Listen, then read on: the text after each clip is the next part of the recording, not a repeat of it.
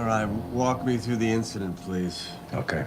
Kid, I don't know, 16, 17 years old. Breaks into my fucking house. Uh-huh. And just assaults my boys over there. Busts up a perfectly good zenith and he bites off my fucking nose. Jesus. Yeah. And now this little cocksucker is out God knows where with my daughter doing God knows fucking what. Well, this is not good. No shit, Sherlock. Look, are you gonna put somebody on this or what? Because I was watching Dateline and they said that the first 48 hours are the most critical or some shit like that. Bingo. Bingo. Well, bingo, you got something? Life throws unexpected things our way. If we stay on course and be brave, the world... You have my word, Mr. Lucetti. I'll find your dog. Dog? That's our sister. This is my fucking daughter we're talking about. Everything will be okay.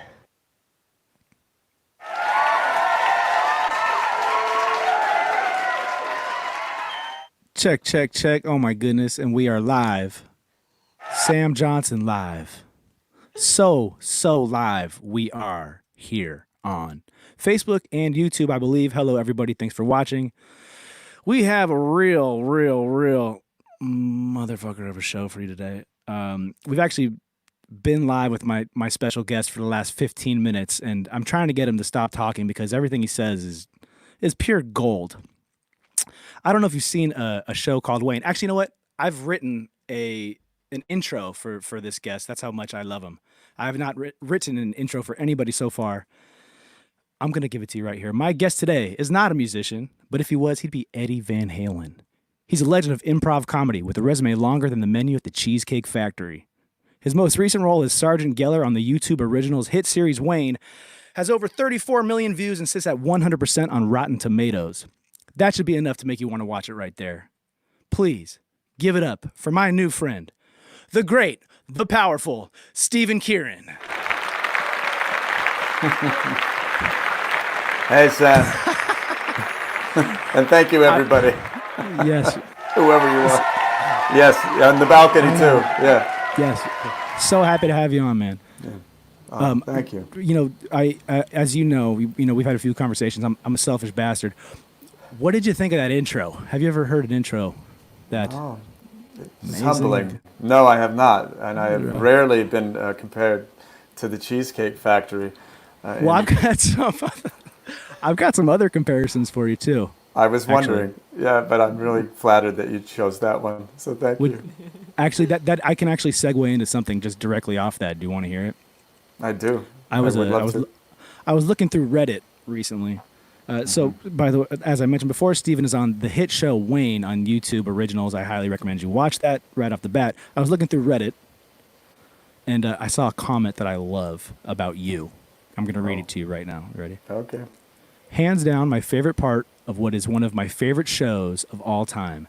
Even one of my top favorite characters from anything ever made. Blew it out of the park like an overloaded cannon, just getting over every minor but still quite traumatic cancer scare. That's an incredible compliment and an incredible run-on sentence. That was the comment. I had struggled to read it, but it was a beautiful comment and quite a run-on sentence. Have you ever been compared to an overloaded cannon before? No, this is a show of firsts thus far, so I'm very, very grateful. Thank you. That's very nice. Welcome. That's a very sweet little review, mini review there. Yeah, man. So that was from Sheer Sonic Blue. By the way, we are taking comments. We are live, so if you have questions for Steven or myself, please drop it in. All right. How you doing, man? I'm okay, Sam. How are you? I feel like that's a really loaded question these days. I would agree. Yeah. You know, how are we all, right? How are we all doing? Dude, I'm a little nervous. I'm going to be honest with you. This is okay. Most of my shows that we've done so far have been music-based. Mm-hmm. This is the first one that is purely talk-based. I've never prepared for a show before, so now I've got all these notes that I'm looking at. I don't know if that's the way to go or not. So, well, tell you what, we'll do it together. I'm here for you. Anything, I know you are. Yeah, anything you need. Let's talk about you for a minute. No, really, whatever you want. Oh, sure. Okay, fine. We can talk about me. We were talking about something you call second circle. I've become slightly interested in improv, which you are you've been doing for 33 years. Yeah, it's my 33rd year. We've got a bit of a spoiler alert on the screen here from Rose. She says your Muay Thai scene on Wayne was badass. Oh my goodness, yes. Careful, let's not spoil that. But thank you very much. I'm glad I survived it at my age. Becky Owen wants to know how we met. Who goes first? You go first. Well, you've been a friend of my family's for a really long time. A long time, yeah. Pretty much everybody in my family has done theater at some point. My mom, my dad, my uncle, and then we have a mutual friend and a man named Coley Fredrickson. Oh yeah. So that is how we met. When I started this show 4 glorious episodes ago. My uncle suggested you should have Stephen Kieran on your show, and I was like, who's Stephen Kieran? What does he do? He's an improv comedy actor, and I was like, what the fuck business do I have interviewing a man like that? I'm a musician, and I didn't know what to do with you. I watched some of your clips. I've seen what you can do, and I was like, what? That's like, I feel like getting in the ring with somebody when you're not really ready to get in the ring with them. Do you know what I'm saying? I do, but if it helps, I mean, when I see what you do, I feel this exact same way. So I just so you know, I mean, and this isn't just sort of the mutual flattery club, but maybe it is. You have to be aware of that, yeah. Yeah, that's right. But yeah, I mean, I feel the exact same way. So if that's of any help at all, I mean, I hope you. I mean, my friend, he's from New Zealand. He always points to his head. He always calls it the worst seat in the house, mate. Got the worst seat in the house, referring to his take on his own life. You know, so you can't see yourself, and of course you never know how others see you, or maybe how you. I mean, you've probably had a show that you felt was rough, like from time to time, and then afterwards someone comes up and says, "Oh my God, that was like thank you for that," or it touches people in a way that you had no clue. And, for me, worst seat in the house. Right. Well, actually, if I can expand on that, it's a little deeper. Mm-hmm. Maybe you're not having a great show. You look out, you see somebody lean over to the person next to him, do a little whisper, and you're like, oh, well, they hate me. They hate me. And then always, you find the one guy too, yeah. And then that same person comes up to you afterwards and goes, just want to tell you, we really like what you're doing. You're great. And you're like, just, wow, I have no idea what anybody else is thinking ever. I know, somebody, I forget who it was, said, learn not to think too creatively about your own work. Your job is to do the work, and that to me is liberating. Just show up and do your best and do the work. And it's a long season, as they say about baseball, and it's certainly true. Hopefully, of anyone's career, you just keep showing up and try to do 1% better the next show. But everyone does. I remember seeing the Grateful Dead interviewed on Letterman once, and they asked how their show was the night before at Madison Square Garden. And I remember them turning to each other, laughing and saying, "We sucked." Really? Yeah. So at Madison Square Garden, I bet you nobody in the audience was feeling that way. Exactly right, especially the Grateful Dead. But that makes me just go like, why even do it? I mean, so much of performing, and I've heard a million people say this, is so much of performing is the anxiety beforehand. Mm-hmm. Sorry, I gotta watch my French. I am swearing. Let the French fly today. Come on. Fuck it. My French flag. Okay. French. There you go. I like it. Is the anxiety before, the blackout while you're doing it. The blackout, the trance, yeah. And then the afterwards where you're like, oh God, I was terrible. I'm gonna go sulk for a while. Or that was fantastic. I'm the king of the world. Yeah. Everybody love me. Yeah. Okay, Lucy with the hard-hitting questions off the top. Okay, Lucy. You know what, Lucy? We're gonna get to that question, but first, if Lucy, we can, that is the question, isn't it? That is the question. I want to talk about that with you. But okay. For those of you who have not seen the show, you can watch it on YouTube Originals. You can watch the first episode for free. You can actually do a free trial of YouTube Originals for 30 days. I ripped through the season in 3 days. So you can too. I recommend you do. I think Lucy has here too, it seemed. And then you can just cancel it if you want. But I would like to play a clip from the show. So because our technical advances are improving every week, we are now able to show clips like this. And here we go. Steven, we're going to take a look at you. Okay. Civilization is unnatural. What's that? I don't need it. Any of it. Anybody. Wayne, Everyone I've met along the way on this little journey to find you. Your principal, Orlando, that nurse who looked after your father. For someone who considers himself a loner, you've affected a lot of people for the better, you know. And no matter how bad life treated you or betrayed you, from where I'm sitting, everything you do, it's done out of love. And despite what you're telling yourself right now, last I checked, love is civilization. You're not the barbarian you imagine yourself to be, young man. Taking a look at that actually just makes me miss the show. I did. I watched it very quickly, and now I'm like, well, I still have 30 days, or maybe half a month left. I might have to go back and rewatch it. Which is what a lot of people are doing. I'm always surprised at how many people say that, because so much is going on, and they did such an awesome job with, just end to end. I mean, even just looking at, sometimes I'll just watch it for the lighting, and just looking at for some of this. No, really, for some of the cinematography, it really reminds me. Great stuff in there, yeah. Yeah, it reminds me of Mad Men. You know, you could pause it at any time, and like Mad Men, it looks like a painting, or it looks like just a still photo. Same with Wayne. I mean, they were just so attuned to the characters and the nuance and the mood, and just it's just a. Speaking of those guys, I mean, they are the fellas that wrote Deadpool, correct? Well, yeah. Paul Wernick and Rhett Reese, they produced it, but Sean Simmons created it, and Kirk Ward and Greg Coolidge, they co-produced it, and that's sort of how I came on board through both of those channels, which was really a wild seeming coincidence. I had worked on a show, believe it or not, on Disney called Kirby Buckets. You can watch it on Disney Plus now since the pandemic. They moved it over there, and I played this really strange principal with long blonde hair named Principal Mitchell. I've seen pictures. Yeah, and he was this freak show. And Sean Simmons was the head writer on the show for a while. And then Sean left, and when he left, I remember we were standing at craft service back when people would have like movie sets and things like that. And I remember he said to me, "I'll be seeing you again." And I love that. Yeah, but usually, you go, yeah, you know what, Sean, I'll be seeing you too. You just say those things and then people disappear.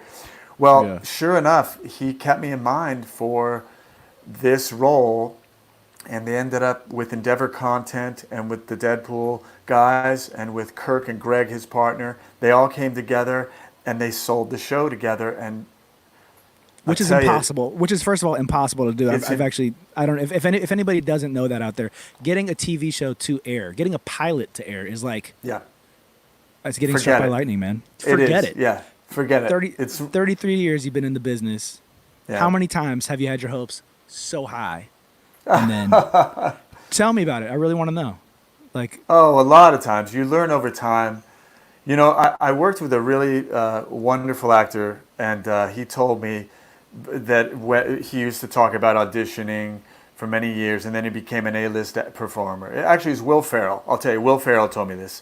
And he said, one thing he learned is that he used to go in for auditions, and he wouldn't get the job, and he would just feel horrible. And then he was on the other side of the table as a producer, helping to cast people. Excuse me. And he said he learned all the different elements that go into picking somebody for a role, and that it's a game of inches. You never know why you get picked or you don't get picked, and it's very rare, in fact, that you're not getting cast because of your performance.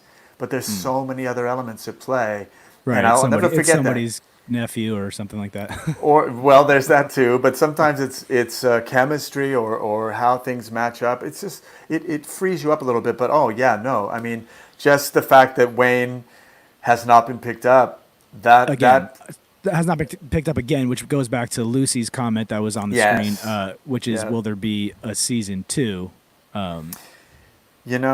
The show has been canceled. The show has been officially canceled. This is the deal. Google owns YouTube.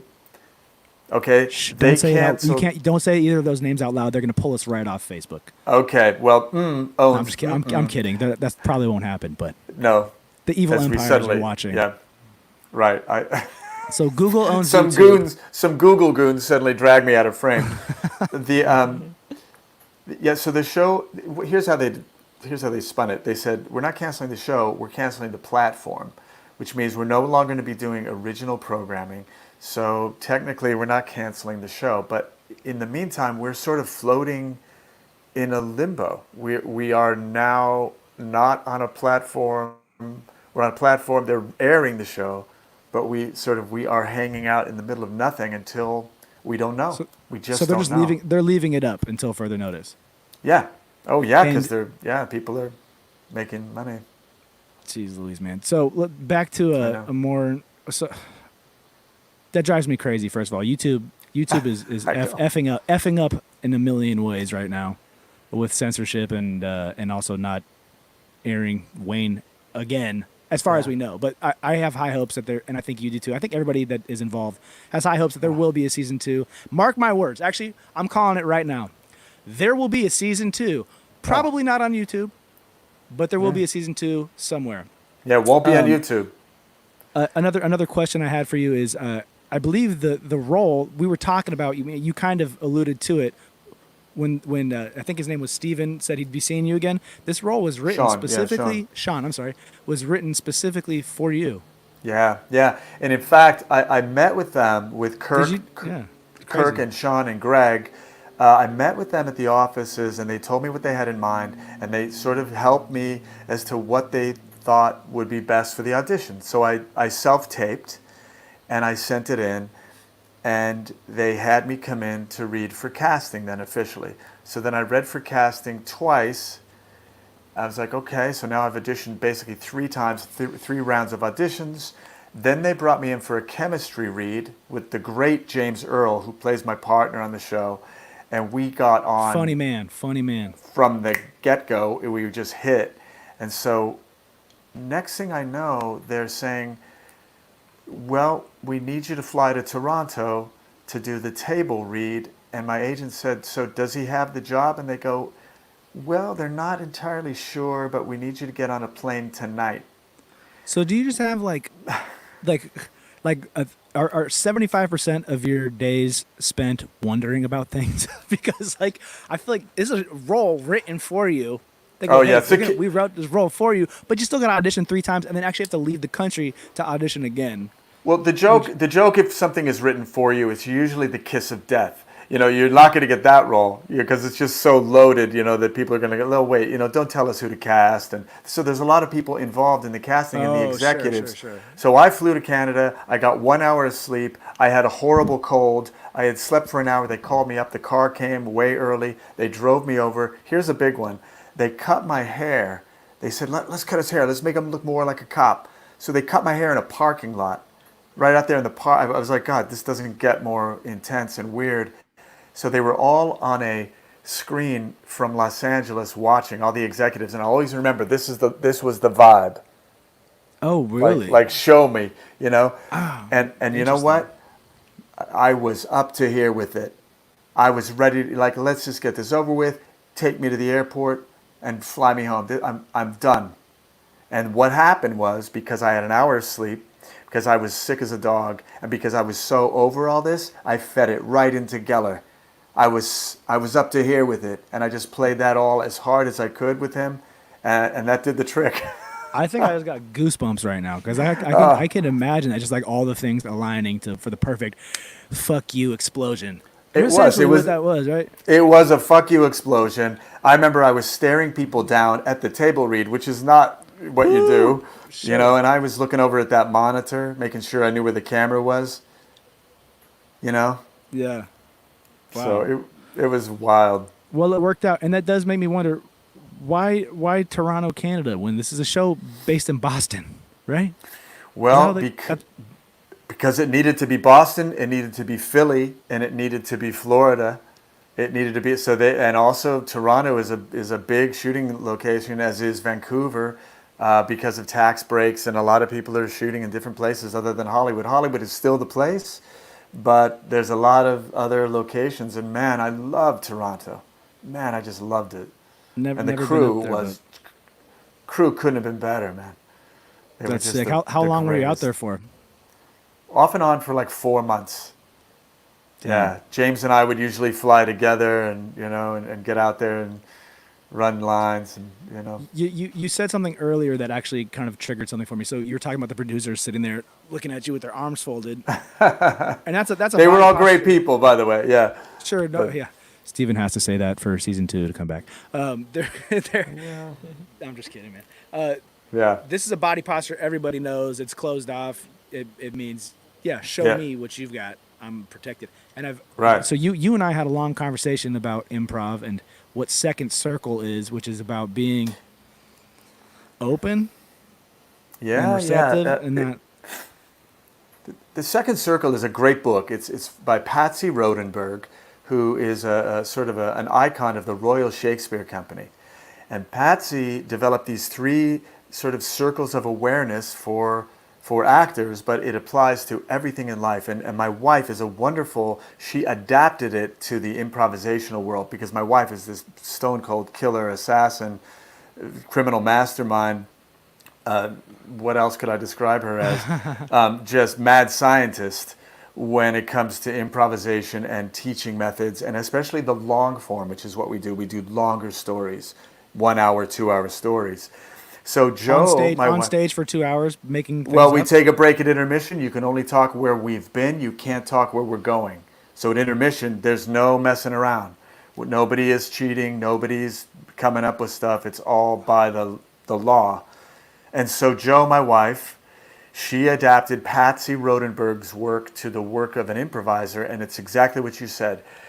When you're under stress, when you're improvising, which is an extremely stressful situation, people have a tendency to react to stress one of 2 ways. They either pull back here in the first circle, so they're closed off, they're self-protecting. It has its place. It could be restorative, but like if you're on a park bench and you're watching people, it's withdrawal. Yes, so the energy Yep. is tight and pulled Right. back. Again, it has its It's place. like running. It's like running, fight or flight type thing, right? Yes, right. You're reacting, and it's something you're not aware of. Third circle is you're out here. You're pushing. It's like you're spraying your energy with an aerosol can. You're taking up a lot of space, and you're not taking in information. So I've seen what that happen. seconds? Yep. Oh, right, all the time. Yep.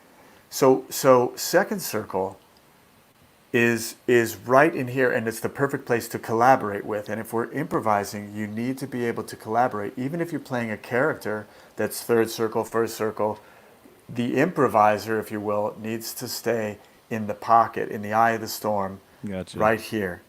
So Which, with that, you want? I can't believe I'm going to ask you to do this to me. okay, okay. Teach me something, man. Let's try something out. I have not done any acting. I think I was in a couple of I know I was in a couple of school plays when I was a kid, but that's like Okay. 5th grade. Haven't done anything Yeah. like it since. Do you have something Okay. kind of maybe like basic level that I can try to jump in on? Well, okay. Here's an idea. It's a little gamey, but it can at least get us doing a scene, and it's pretty simple. Here's what I would suggest when we do this: All right. don't try to be clever. Just try to Don't listen. try to be clever. I know it's like a ridiculous thing to say. Like, don't think. Yeah, okay. I got you. So it's called the alphabet scene. So we're gonna go through the alphabet.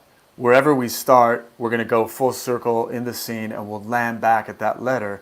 And here's the deal: the first word of each sentence back and forth needs to start with the next sequential letter. So I would start with, A, you would start with B, I would start with C, and you just go back and forth, and we do a scene. Does that make sense? Yeah, I think I'm gonna barf. Does that? That's okay. That's okay. Then at least Okay. stay in second circle. Yeah, I'll barf. I'll barf all in your second circle, Steven, if you want me to. Okay, good. No, that's fine. Whatever it takes. I'm here for you. Okay. Okay, so let's pick a letter. By the way, I don't Um, know how good my alphabet skills are. You know what? You'll be surprised. If you need to jot it down, look to someone off camera, and they'll mouth the next The letter. next letter. And remember, it's not the next letter you say; it's the next letter that I say. So we'll do this. You'll see. Okay. So if Alexandra, I'm are gonna you paying attention? Okay. I'm asking for help off camera here. That's good. Okay, so if someone can pick a letter, and I'll start with that letter, any letter at all. Alexandra, do you have a letter? Don't pick X. Don't pick X. She says K. J, K. K, L. Okay. I know it's coming after. Okay, good. That's good. That's how you're doing. Okay, so here we go.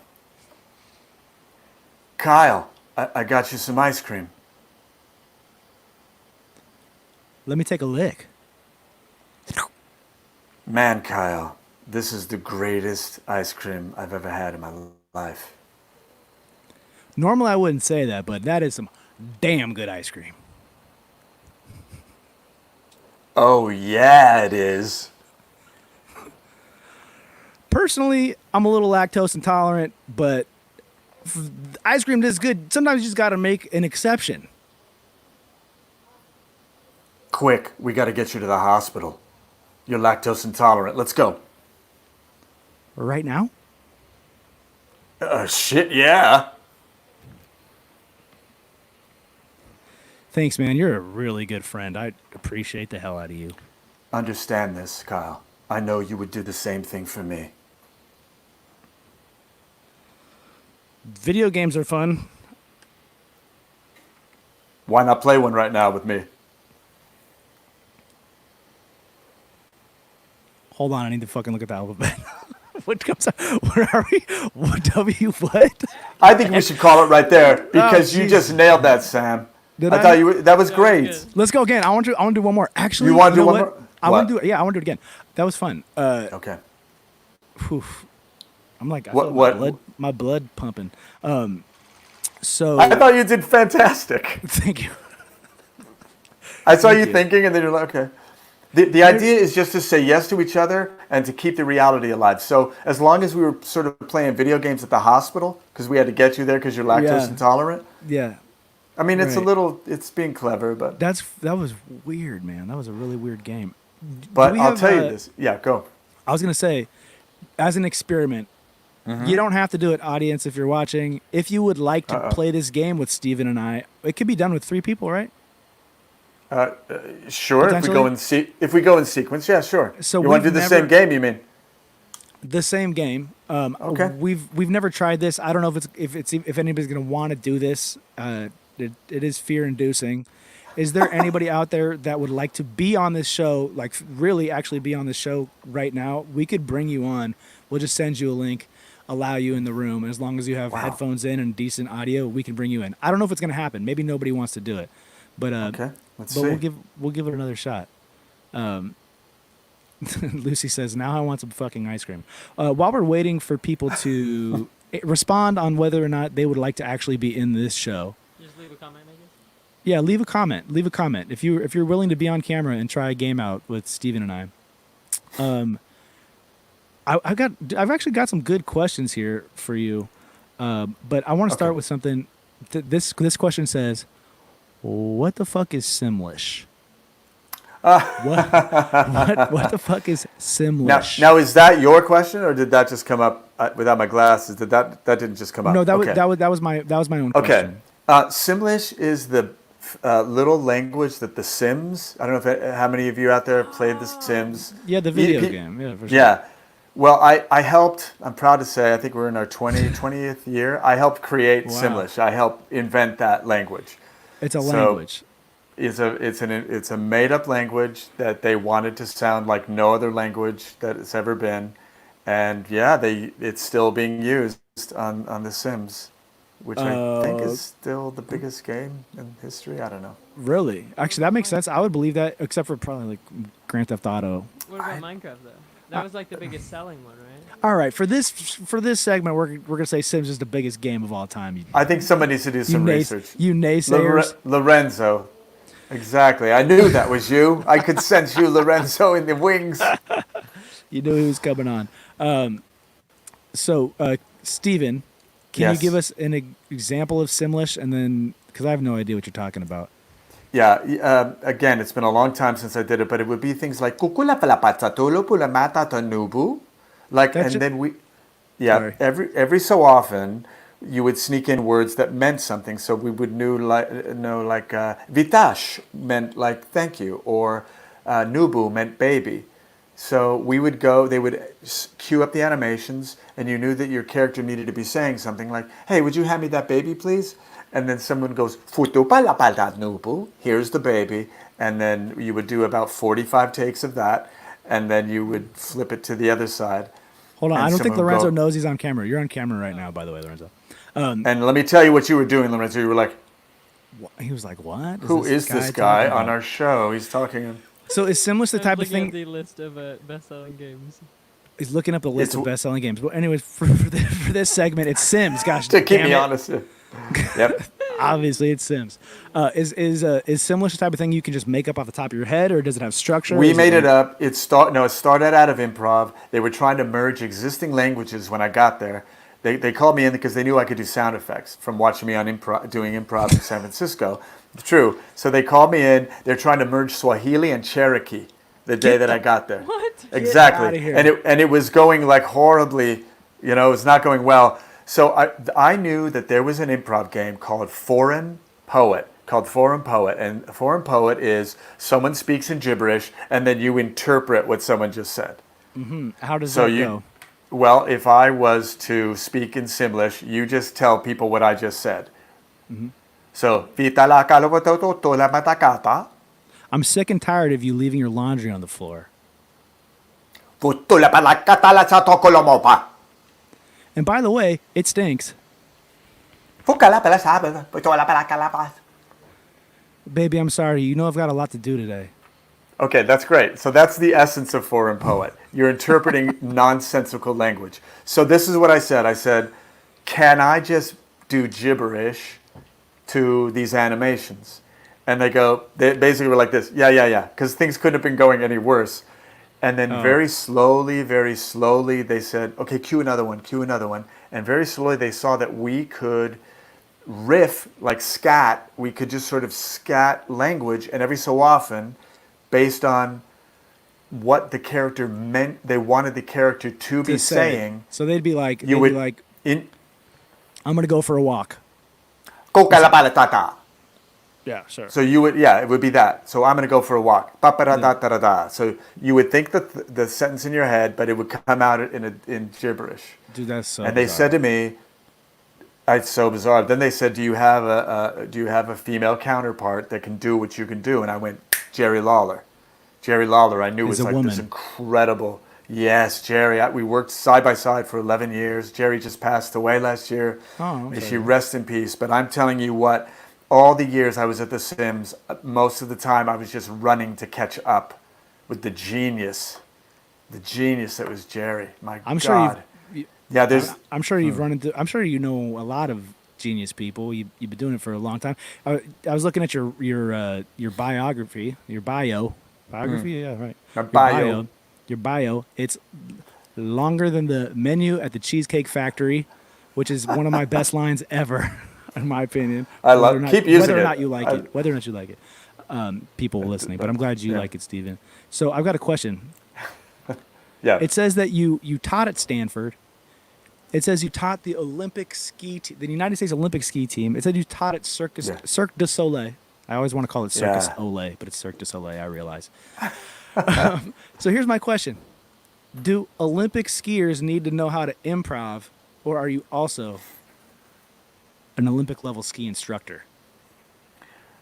I will start with the second question. No, I am not an Olympic ski instructor, but that's sweet of you to ask. I don't know. No, we were brought in to teach first the coaches and to then work with the athletes on the ethic that is required for good improvisation and a good ensemble. So we were brought in to help them to travel better together. They're already unbelievably great improvisers because they're world-class athletes who are flying down a mountain and they're having to constantly Talk about second improvise. circle. But Talk about second circle. Now I'm telling you right now, that's exactly what we were trained them in, is the second circle. Because they're naturally in that, but if they get ahead of themselves or behind themselves, they're not in the moment, and that's when they need to be reacting. Exactly. And they also wanted us to help them travel better together, because skiers are not a team sport. They're very siloed. Competitive. And super competitive, man. So- but I'm so telling you what. They hired you to get along with They each other? are- First, we had to teach the coaches, and that was like, talk about a room like this. They were like, show me. Once we Yeah. got them on board, then we taught the athletes, and the athletes were some of the best improvisers we've ever taught, and we were just kicking their ass. They were just loving it. Because they were so used to. Here's what the coach said. He goes, I hurt a lot of people. This is what he said in training people. He goes, I hurt a lot of people having you guys here. Hurt. Oh, Yeah, I know. I never thought of it that way, but it's like we were brought in to cross-train them. We cross-trained these athletes, and I'm telling you, just to have a common vocabulary, to stay in second. If I'm on stage and I throw that sign to somebody, what is it? There. If I throw that means everybody just stay in second. People think they're doing scene 2. No. It's like just stay in second. Why would you do that? Why would you give somebody that sign? If you could feel the energy when you're watching on stage, let's say we're doing a 2-hour show, and let's say we get to, we're coming in for a landing, and we're making up an entire show with about 8 to 12 people. That's a great analogy. I love a good analogy. That's a great analogy. Well, so as you can imagine, the fear and everything.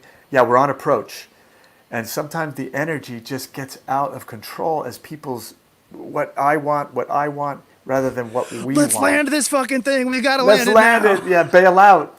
Yeah, Right, people right. and third circle, right, or withdrawing. So if we could just breathe, it's all about breathing. Here's my question to you, Sam. Do you improvise musically? I love to improvise, dude. I get a So lot of. what's that like? Well, if you ask our mutual friend Cully Fredrickson, he'll always tell me, "Why don't you just play the song how you recorded it? Like play the song how you recorded it," because he likes my music, and I play my songs differently every single time because it's interesting for me, and like I'm trying to ride the wave, follow the vibe, follow my muse, if you will. Yes. So that's why it comes out different every time. And I love to do guitar solos, which are almost never written for me. So that's what I like. And I like that with my band too. We've experimented with things like playing to backing tracks, which is very popular. Which is you have your band on stage, but you also have instrumentation pumped in through the speakers, and it makes it sound more full. But when you're doing that, you've got to hit all your cues. You got to be right on your lines, and you got to make sure that if you f up, there's no going back. It's like disaster. It's disaster. The train is left. Yeah. It's almost like scarier in a way than just making things up or going like, "Hey, I'll give you a signal when I'm ready to go to the chorus," or something like that. So I actually prefer that. I prefer a little bit of looseness, which is not what you find in modern pop music. Really, everything is just so planned, so scheduled. Kind of like this show, or whatever you want to call it, conversation. I've got all of these questions written here in like this segment 1, segment 2, blah blah blah. Hi Sarah Barhold. But I don't work like that. I don't work like that. No. You know what I mean? Like, that's why I would say you're in second circle. What show is going to show up today? There's the show on your piece of paper. Yep. There's the theory of what we're going to talk about, but what show is actually showing up? It's a lot like when I teach a class. I don't know what I'm going to be taking the class along with everybody. Really? Because I don't know what's showing up. That's how it feels. Like I think coming into something with the mindset of like, all right, I could do that, I could do this, I could talk about that, sure, I could do this. Fine, bullet points up here, but right. But like I was doing these notes for you because I wanted to be prepared, and like I find myself like typing out a script of what I'm supposed to say, and I'm like, there's no way I'm pulling that off. There's no way. No, but you got to know that what makes it work is that you're a good listener. So you're just going off of what we're saying. We're improvising. Is really, this is the truth. We're improvising. Yes, we are. And speaking of improvising, did anybody decide that they would like to join this game, Lorenzo? It doesn't seem like it. I don't blame them. We had. I don't blame them either. Lucy said, "Call Andy Suzuki." Call Andy Suzuki for. I don't know if I can do that in real time. I'm sure he would love to do that. He's a fellow musician, and a good dude. What else are we talking about? I don't know. Let's play one more game and call this one good. I thought that was great.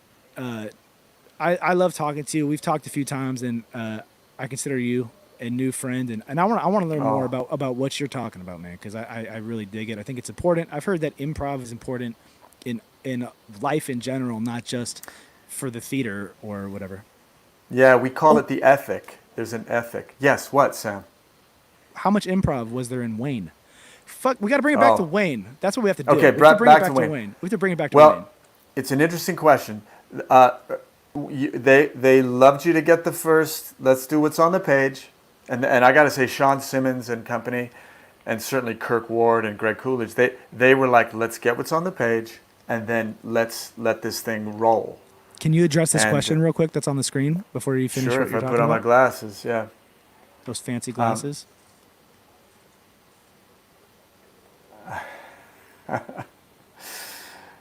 Question for Steven. Was the line/scene, yeah, well, physics will prove you wrong, an ad lib, or was that a line written for you? Believe it or not, I wish I could say it was an ad lib. No, that was written. They're good Yeah. writers on that show, man. They were great writers. Yeah, but there were a lot of moments that were really improvised. The fighting was, obviously really choreographed, but there was a lot of play. Working with Dean Winters, Dean's very fluid from take to take. The Allstate man. Mayhem. Yes, Mayhem. Dean's extraordinary, and he taught me a lot about. He would sometimes be talking so quiet on the microphone, I couldn't understand what he was saying. I'm glad that I knew what his lines were, because there was sometimes the Dean was down here, and I didn't know what the fuck he was saying. Really? But it was great, because I was his character, and it was just like in life, It's like so. But he was really fun, and I don't think he's used to doing comedy. But I remember after shooting that, we were in the hospital, right? He's in a hospital bed. Yep. I remember seeing him in a hospital gown going to get a cup of coffee.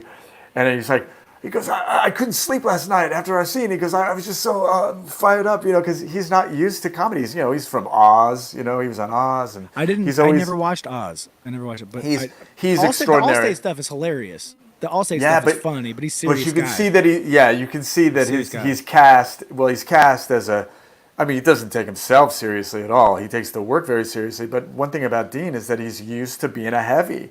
He's a tough guy. He plays tough guys really convincingly. And is he a tough guy in person?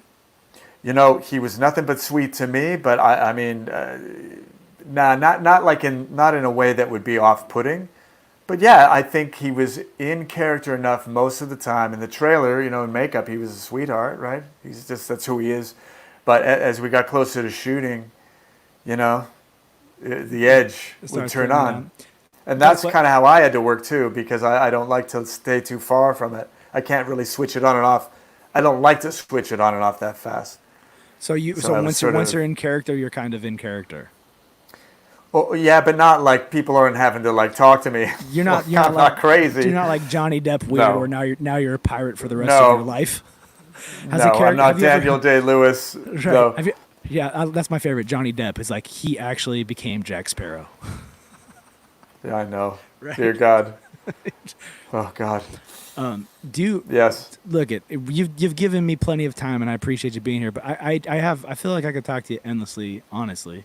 Do you like acting? I feel like acting is cool, looks cool, but like the behind the scenes work and all the stuff that goes into it, the endless takes, all that kind of stuff could be a drag. Do you like acting, or do you like improv? What do you like best? That's a stupid That's question. a good question. I've never been asked that before. No, it's not a stupid question at all. It's a really good question. I think for myself, I never got into this. I came into it as a clown, not a literal clown, but I mean through improvisation. So I kind of came in through the side hatch, So for me, I do love acting. I just have to kind of not call it acting sometimes. It's like they say it's reacting. That's the old thing. But to me, improvisation has taught me everything is about listening and just simply being in that moment. So yeah, in that way I love it. And there's different types of acting. Film acting is so different than stage acting, and traditional stage acting is really different from improvisational. I mean, improvising an entire play, that takes a very interesting specialized training, which we're trying to share with the world. I'm with Impro Theater in Los Angeles, and I'm with Three for All. We're doing our 25th year. Renowned theater company. Thank you. Yeah. If you know a thing about theater, Impro Theater. So right. Thank you, man. Yeah. Yes, and we're considered a theater company, not an improv company. We just happen to improvise our plays. Insane. So. Yeah, everybody I know that knows you, and everybody that I've showed Wayne, absolutely loves it. And in fact, I can go further and say everybody that watches Wayne loves it because it has 100% on Rotten Tomatoes. Do I need to say any more? I was going to ask you to summarize what Wayne is about because I'm having trouble. People go, I say, you should watch the show, Wayne. And they go, what's it about? And I'm like, I don't know, a 16-year-old vigilante. All you need to know is written by the guys that did Deadpool or whatever. And then 100% on Rotten Tomatoes. Like, just watch it. What else do you need? That's about as good as it gets. It's a dark comedy, and it's just remember it's all heart. It's all heart. It's about it's a love story, man. And Mark and Sierra are a real couple. They fell in love. In fact, if you watch in the first early episodes, you get to Oh my God, is that breaking you get to news? watch them. What? They're real. No, it's not breaking news. No, there's a scene. There's a scene. I think it's I episode didn't 2 see. when they're in the. I did so much research on this shit. I did not see that one time that they're an actual couple. That's insane. Oh, let me tell you something. If you watch them they're in the supermarket when the music is playing, and the musical montage, I think it's episode 2 or 3, and you get to see them looking at each other, and you're just watching two people fall in love. And how beautiful is that? I mean, they're just so terrific. They are so good. I mean, I tell you, they make that show. Yeah. Producer Allie in the background here just looked at me. She went, "Oh my God." I know. I'm telling you, watch amazing. episodes 2 and 3, and you watch. That's amazing. I I'm really going might through go back. changes now. Is the song that's playing? Oh, we're going through changes now. I want to It's do the one song. more. I want to do one more of Steven's scenes, and then we're gonna say goodbye to him. Sadly. Okay. But actually, if you could do me a favor, when we end the show, don't hang up. Yeah. I just want to, talk for a minute if you still have time. Wow, so time just flew by, man. that was a solid 46 minutes and 50. Oh, I think we're queuing it up. Lucy says Oh my some of the God. characters are likable. Yeah, everybody who watches this show does love it. We're gonna watch you one more time. How does it feel to watch yourself, by the way? It's really hard. Worst Sure. seat in the house, mate. Yeah, it's Worst like seat in the house, mate. I don't know. It's hard, but I understand. I have a bad perspective on it all. I feel the same way. But occasionally, once you get removed from something, if you were to watch it, years from now, you probably look back and go, "Ooh, that was pretty good." Like I don't listen to my own music very often unless I'm working on it. The other day, I got an opportunity to hear my music kind of on accident, and I was like, "Hey, that doesn't sound that bad." But normally, I I'd be know. like, that's garbage. All right, so Lorenzo, are we ready over there? Yes, we are. Wow. All right, we're gonna queue up you're one more gonna- scene. Okay, here we go. All right, walk me through the incident, please. Okay. Kid, I don't know, 16, 17 years old. Breaks into my fucking house. Uh-huh. Then he assaults my boys over there. Busts up a perfectly good zenith and he bites off my fucking nose. Jesus. Yeah. And now this little cocksucker is out God knows where with my daughter doing God knows fucking what. Well, this is not good. Shit, Sherlock. Look, are you gonna put somebody on this or what? Because I was watching Dateline and they said that the first 48 hours are the most critical or some shit like that. Bingo. Bingo. Oh, bingo, you got something? Life throws unexpected things our way. If we stay on course and be brave, the world... You have my word, Mr. Lucetti. I'll find your dog. Dog? That's our sister. This is my fucking daughter we're talking about. Everything will be okay.